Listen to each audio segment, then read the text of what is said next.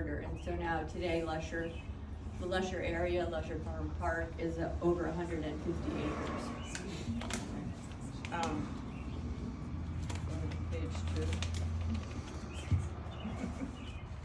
Don't worry, I'll go fast. So in 2013, the city adopted the Luscher Area Master Plan, which provides long-term direction for stewardship and development of the park that retains its rural character and protects its natural and cultural resources. As Friends of Luscher Farm, we're a 501c3 nonprofit. Our mission and all our work is informed by what's in the master plan. We advocate for the plan's recommendations. We support current programs and activities that are offered by our partner organizations here, and we develop new initiatives to strengthen awareness and engagement around the park's key pillars, which are environmental education, natural resources enhancement, and sustainable urban agriculture. Last year, our biggest project was to replace a very broken, very tiny greenhouse in the children's garden over here.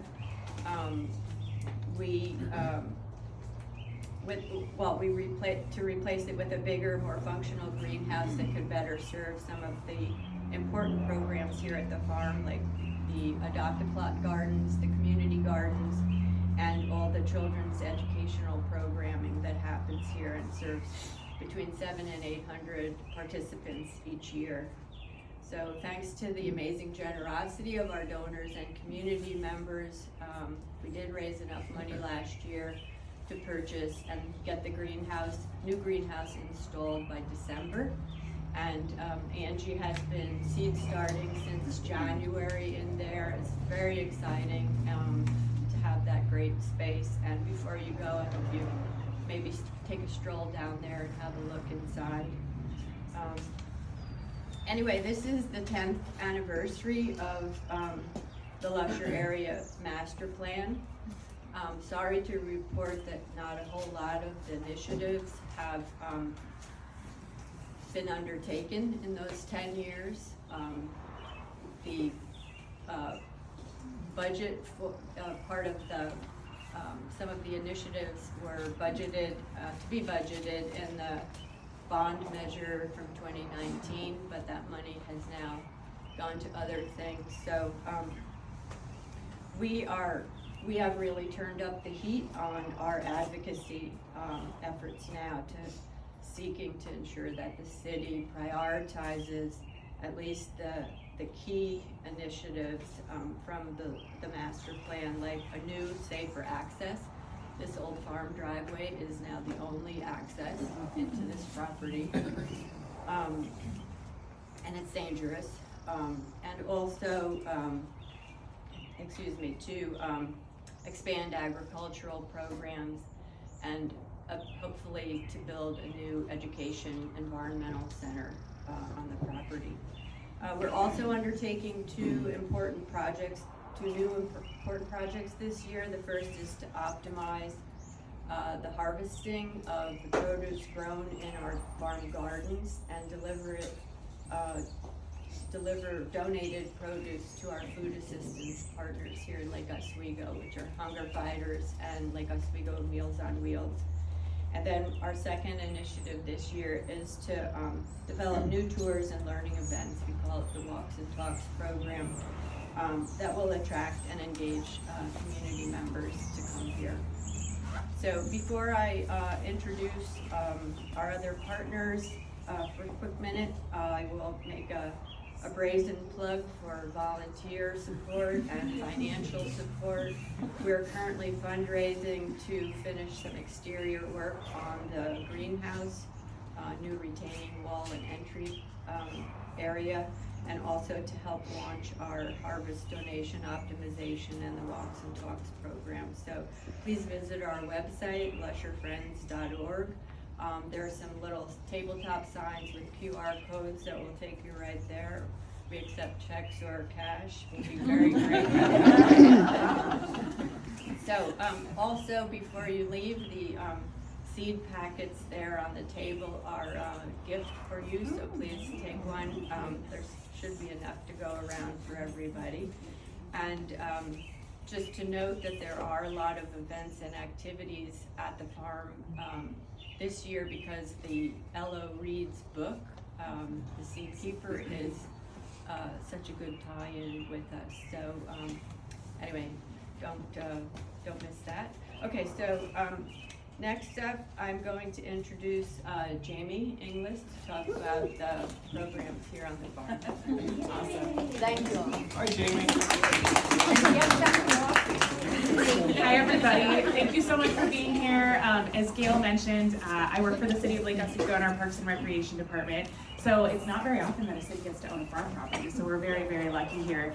And Gail is our nonprofit arm with the Friends of LUSCHER Farm to make sure that all the programs happen. So I have the honor of supervising the farm property, our education programs here, and my colleague Angie Way, is our lead programmer here. So we produce all kinds of activities all year long, from camps.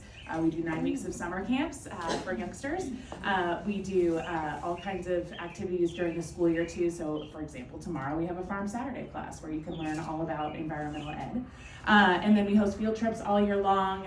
We have community gardens, almost 200 community gardens here. And then of course we partner with amazing organizations like Friends of Rochester, which I'm gonna let Nancy talk in a minute. And then also Laura, where are you, Laura?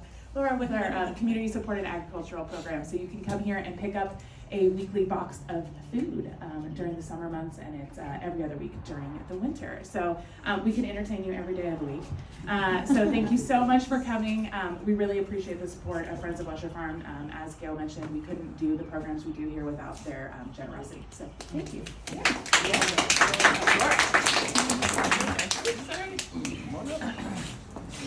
All right, welcome. It's so nice to see so many people returning and so many new faces at the farm.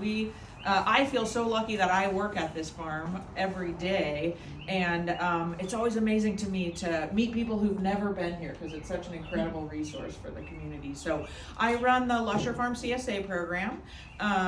If you do the community gardens, then you grow your own vegetables. If you don't want to grow your own vegetables, we can do it for you. So we are just signing people up for our summer CSA program. That's 24 weeks of vegetables. You come pick up a box once a week at the farm, and it's all through the Lake Oswego Parks and Rec program. So if you're interested, you can go to the Parks and Rec website and just type in CSA and all the information will be there. We sell a half share, which is for like 2 people, smaller families, or a whole share, which is for larger families. And it's all great organic vegetables. Every week you get 8 to 10 different items. And we've been here, I can't believe this, Jamie, but we've been here for almost 20 years. So we started the program in 2005, and just happy to get more and more families involved every year. So if you're interested in getting fresh local veggies from the farm, run over to the Parks and Rec website. Happy to help you out. Perfect. Thank you so very much. Nancy Bernowski is going to talk about the clematis.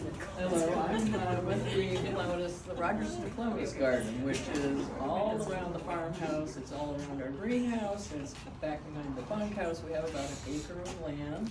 We've been here since 2005, although the collection itself began in Kansas in 1971. But the originator thought Kansas was not a great place to raise clematis, so we brought it all over here. And we've been fortunate enough to end up here, which is an incredible place to be. It is a fabulous place. We are entirely volunteer run, so we put in last year 5,000 volunteer hours, which is like 2.5 people. That's just volunteers, because why not? So we have an amazing resource. It's beautiful. There's brochures on the table.